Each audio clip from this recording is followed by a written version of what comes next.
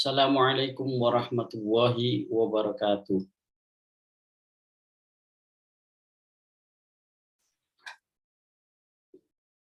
Selamat datang di kanal saya. Semoga kita sehat semua ya. Pada kesempatan kali ini saya akan menguraikan sedikit mengenai problem riset, masalah penelitian dengan rumusan masalah. Dua hal. Nah, di video saya sebelumnya saya sudah menjelaskan rumusan research question sama bukan research question tapi research problem, atau masalah penelitian. Ya, yang sekali lagi saya katakan bahwa masalah research atau research problem itu berbeda dengan practical problem. Ini yang paling penting harus dipahami. Kalau research problem adalah soal perspektif, soal pemahaman.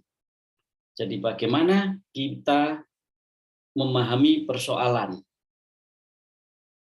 dalam framing akademik. Ditujukan untuk komunitas ilmiah tertentu. Itu yang paling penting. Nah, ini akan berbeda kalau kita berbicara tentang social problem, yang bagian dari practical problem. Social problem itu beda sama sekali, tidak bisa kita samakan.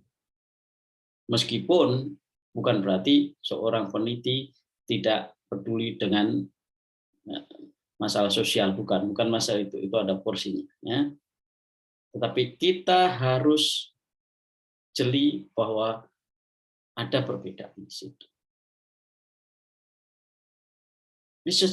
Social problem misalnya, sekali lagi kemiskinan, ya, bencana alam, kenakalan remaja, dan sebagainya, misalnya ekonomi, misalnya. Itu kalau menjadi social problem, itu problem masyarakat.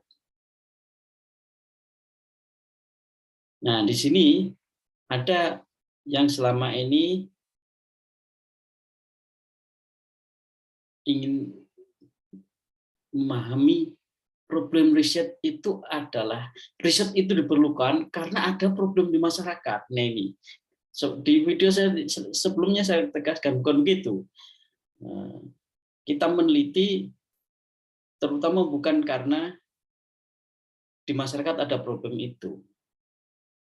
Bisa jadi itu memang ini, tapi motif utamanya mestinya kenapa riset itu perlu dilakukan? Riset akademik ya, saya kali lagi riset akademik dalam frame perbincangan mengenai masyarakat ilmiah tertentu, masyarakat keilmuan itu berbeda dengan tadi social problem. Kalau tadi social problem seperti itu, jadi ya apa ya saja yang dirasakan oleh masyarakat dan perlu dihilangkan, sementara problem penelitian atau masalah penelitian adalah masalah yang harus dicari, karena dengan begitu ada jadi mencarinya itu bukan di masyarakat. Problem riset, masalah riset itu bukan dicari di masyarakat dengan mengandaikan ada kesenjangan antara yang senyatanya dengan yang seharusnya. Misalnya masyarakat itu miskin, seharusnya kaya, apalagi di Indonesia yang dengan alamnya yang subur makmur gitu. Ada kesenjangan. Oh, di Indonesia ini negara yang agamis, mestinya semua mengikuti ajaran agama dengan baik. Tidak boleh ada kenakalan remaja, tidak boleh ada misalnya dekadensi moral, ya, ada penyakit masyarakat, itu nggak boleh. Mestinya begitu, maka kita teliti kenapa pada nakal. Terus menelitinya itu karena tadi ukurannya dengan masyarakat dengan norma yang sudah ini yang seharusnya tadi pada akhirnya penelitian yang model yang membenturkan antara yang seharusnya dengan yang senyatanya ini padahal terbentur pada bahwa masalah yang ada yang senyatanya itu selalu salah. Orang miskin itu salah. Yang benar itu Quran, bukan Quran ya, maksud saya, yang benar itu normanya, norma mestinya orang itu Indonesia itu mestinya kaya, harusnya kaya. Nah, kalau sudah begitu standarnya harus kaya, ya sudah, nggak perlu diteliti. Kenapa? Kan sudah ini. Karena sudah ada standarnya, bukan begitu. Ya harus paham. Ini terutama di ilmu sosial ya, social sciences, bukan di teologi atau di filsafat mungkin. Ini saya tidak ke sana. Yang dibenturkan dengan sana saya beda. Ini ilmu sosial.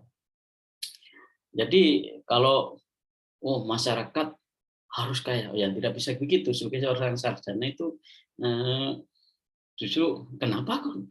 Kalau saya sebagai seorang social scientist, ilmuwan sosial, saya kan, kenapa orang harus kaya kan? Siapa yang mengharuskan gitu? Jadi ada kalau harus itu harus ada yang mengharuskan siapa. Nah, berarti yang mengharuskan itu yang menjadi standar.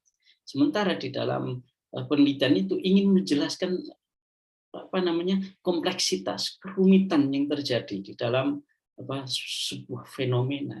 Nah, itu yang namanya problem riset, problem yang ada di kepala kita, dalam perspektif kita, kemudian kita sehingga kita perlu memahami benar.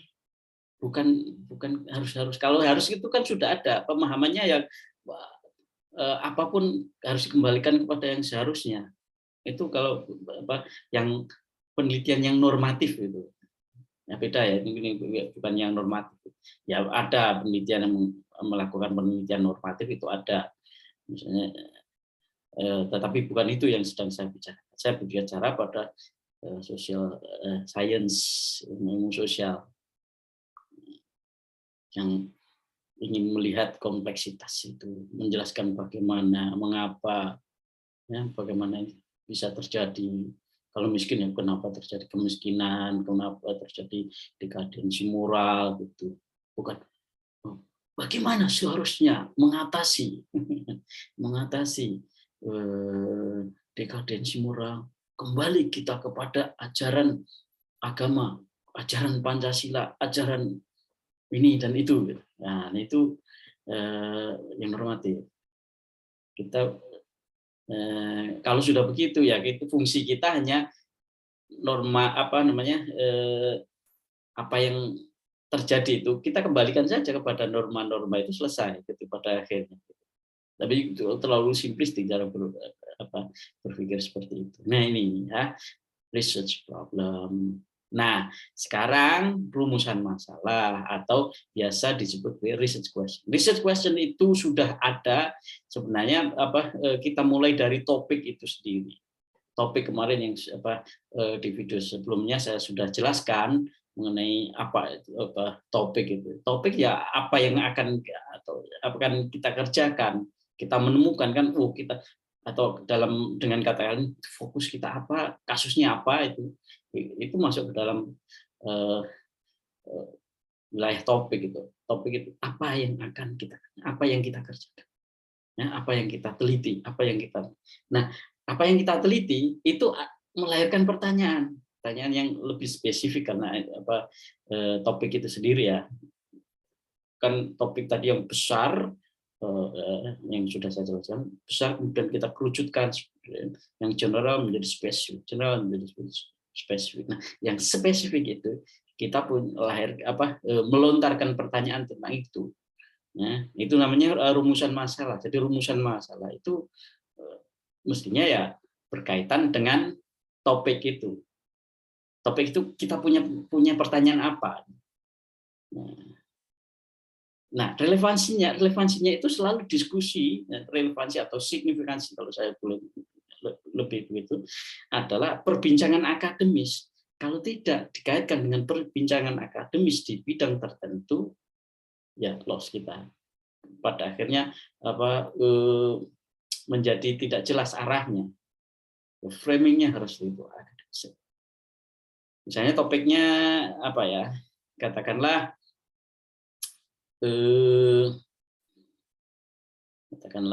ini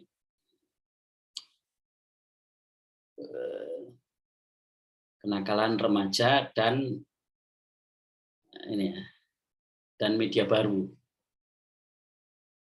Jadi kita ingin membahas tentang kenakalan remaja dan media baru. Pertanyaannya kan kemudian bisa misalnya bagaimana pengaruh media baru terhadap kenakalan remaja. Oke, itu yang paling ringan. Tapi kemudian kenapa media baru bisa mempengaruhi kenakalan remaja misalnya. Nah, terus pertanyaan kita ini penting atau tidak, seperti saya jelaskan sebenarnya penting atau tidak, kita uji dulu dengan diskusi ilmiah yang ada di seputar topik itu, topik kenakalan remaja dan media baru. Karena misalnya para ilmuwan atau banyak para pakar berpendapat bahwa kenakalan remaja sekarang ini salah satunya adalah dipengaruhi oleh media, karena sering nonton TV ya, kekerasan itu, maka dia menjadi keras. Kemudian nonton yang tidak bermoral misalnya, mereka akhirnya terdorong oleh imoralitas yang diajarkan oleh media itu misalnya. Itu kan ada perbincangan keilmuan di masing-masing itu ada. Terus ada juga kemudian mengaitkan dan moral panik misalnya. Di dalam kenakalan remaja dan media itu ada perbincangan juga tentang moral panik, yaitu orang tua yang merasa prihatin dengan kenakalan remaja yang diakibatkan oleh media tadi. Jadi menimbulkan kehadiran media menimbulkan moral panik pada orang tua. Itu kan perbincangan akademisnya. Lalu pertanyaan kita menjadi bagus setelah kita tahu diskusi itu. Misalnya kita merumuskan masalah yang berkaitan dengan topik kenakalan remaja dan media baru, misalnya, terus kita karena kita tahu diskusinya, nah maka kita bisa bertanya mengapa media baru dipandang oleh orang tua sebagai moral panik. Mengapa media baru melahirkan moral panik di kalangan orang tua? Nah, itu framing besarnya. Kalau kita turunkan di daerah tertentu misalnya, ya kita bisa mengapa atau sejauh mana atau bagaimana pengaruh media terhadap kenakalan remaja. Pertanyaan kita itu relevan karena menjawab tadi, ikut menjawab pertanyaan besar dari kalangan ilmuwan, kalangan pakar, ya, ilmuwan yang sudah mencoba menjawab pertanyaan sejenis itu. Ya, misalnya yang tadi itu ada yang menyimpulkan bahwa media melahirkan moral panik di kalangan orang tua. Terus ada lagi di kelompok sarjana yang lain mengatakan media melahirkan kenakalan remaja, atau mungkin yang Ada juga yang menilai bahwa menimbulkan kemalasan misalnya, itu dari berbagai sudut itu. Kan ada diskusinya semua itu. Nah, pertanyaan kita yang kecil tadi, sejauh mana televisi misalnya atau Facebook itu menimbulkan kenakalan remaja di desa ini, atau di madrasah ini, desa ini spesifik seperti itu. Jadi relevan itu karena bukan karena masalah sosial yang sedang terjadi atau kenakalan, bukan itu. Itu hanya sebagai kasus. Nah, yang lebih penting adalah tadi itu, para sarjana itu punya cara memahami fenomena kenakalan remaja dari berbagai sudut. Ada dari psikologi, ada dari sosiologi misalnya, kenapa orang nakal, ternyata lebih jauh sosial mengatakan bukan media sosial itu yang menimbulkan kenakalan remaja misalnya, tetapi karena orang tua justru tidak punya perhatian terhadap anak. Jadi bukan pemicu atau bukan sebab utama orang kenapa anak itu menjadi remaja itu menjadi nakal itu. Nah, ini yang paling perlu dipahami, ya. Apa itu research problem penelitian, dan apa itu rumusan masalah atau research question. Research question itu menjadi semakin penting kalau kita mengaitkannya dengan diskusi, argumen di seputar itu yang sudah berlangsung. Itu yang paling adapun nanti itu berguna untuk menjawab pertanyaan masyarakat, next step yang bukan di wilayah kita waktu itu, next step.